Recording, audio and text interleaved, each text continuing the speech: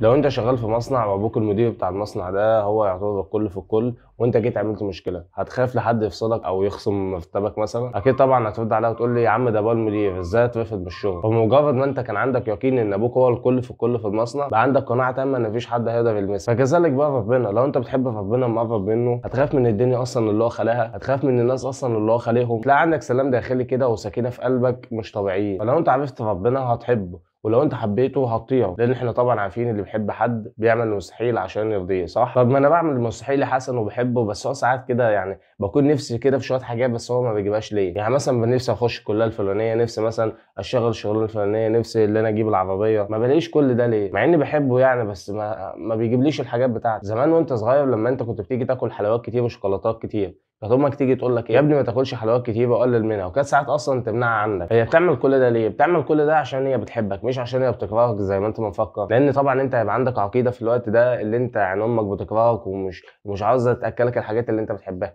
بس انت هتدرك بعدين وهتعرف ايه حكمتها من المنع ده لما الدروس بتاعتك تيجي توجعك وتروح للدكاتره. هتقول صدق يا ماما انت كان معاك حق، انا فعلا كان لازم اقلل من الشوكولاته وانا صغير. بغض النظر بقى عن المثال اللي انا لسه قايله ده، خلي عندك يقين تام ان ربنا عمره ما بيجيب حاجه للانسان حاجه وحشه، دايما بيجيب له الحلو، دايما بيجيب له الخير ليه. بس احنا مش فاهمين كده دلوقتي، بس بعدين هندرك قيمه الحاجه دي وهنعرف لو انا كنت دخلت الحاجه الفلانيه التانيه دي انا ما كنتش هنجح فيها، فالحمد لله يا رب اللي انت اخترت لي ده. هنا هتعرف حكمته من المنع ده، ان هو ما جابلكش الحاجه دي. خلي عندك قناعه تامه ان ربنا دايما بيجيب للانسان الحاجه اللي تصلحه مش تضره. كده بقى انا اكون رديت على السؤال بتاعك واقنعتك بالاجابه بتاعتك. تعالى بقى نعرف ازاي نتعرف على ربنا سبحانه وتعالى. حاول انك تملا قلبك كده تدريجيا بمعرفه، عن طريق انك بتحب تسمع لشيخ اسلوبه كويس بالنسبه لك، او قارئ مثلا صوته حلو، او انك تسمع قصص للصحابه والصالحين. هتلاقي ذات نفسك كده قلبك رق كده وهيكون فيه رحمه، تلاقي حبك لربنا كده عمال يزداد، وده دافع قوي ان هو يخليك انك تروح تصلي. حاول برضه انك تذكر ربنا كتير، لان الذكر يعتبر غذاء للروح. لان ربنا بيقول في كتابه الكريم بسم الله الرحمن الرحيم وذكر فان الذكرى تنفع المؤمنين. وبس كده يعتبر كده خلصنا الفيديو بتاعنا. هقول لكم في التعليقات تحت على بعض القراء والمشايخ اللي انا بسمع لهم، ولو انت برضه بتحب القراءه اكتب لي في التعليقات وهقول لك برضه بعض القصص وبعض الكتب اللي انت تقراها اللي هم هيفيدوك ان شاء الله. لو انت عاوز بقى تشوفني تاني اعمل لي فولو لو انت على الانستجرام، ومتابع لو انت على الفيسبوك. كان معاكم اخوكم حسن رضا من قناه فنانوس علما.